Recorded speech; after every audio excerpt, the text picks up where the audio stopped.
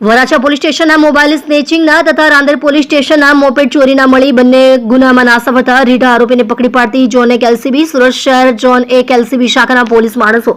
Head constable Sahdevsinh Mahipatsinh તથા head constable Karansinh Shankarsinh નાઓની સંયુક્ત બાતમી હકીકતના આધારે આરોપી નામે લક્ષ્મણ ઉર્ફે મનુ ડાયો ગણેશભાઈ યાદવ ઉંમર વર્ષ 26 ધંધો મજૂરી રહે નવનાથ સોસાયટી વિજયરાજ સર્કલની પાસે કતારગામ સુરત મૂળ વતન ગામ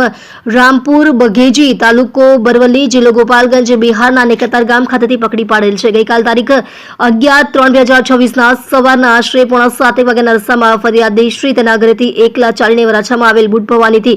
સીતાનગર બાજુ જતા જાહેર રોડ પર ચાલતા જતા હતા અને તે વખતે અચાનક 3 અજાણ્યા ઈસમો જેમાં સદર આરોપી તથા તેની સાથેના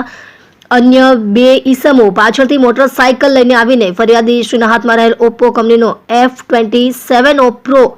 મોડલનો પિંક કલરનો મોબાઈલ ફોન જેની કિંમત ₹20,000નો જૂટવી ભાગી ગયેલા. મજકૂર પકડાયેલ આરોપી અન્ય 2 આરોપી નાઓની સાથે મળીને રાંદેર પાલનપુર જકાતનાકા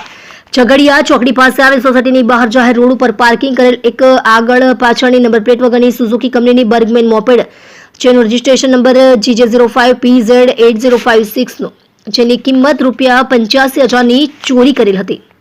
તમે જોઈ રહ્યા છો સૌથી પહેલા ન્યૂઝ આપનાર સેવા ન્યૂઝ ગુજરાત અજમલ જાદવની સાથે.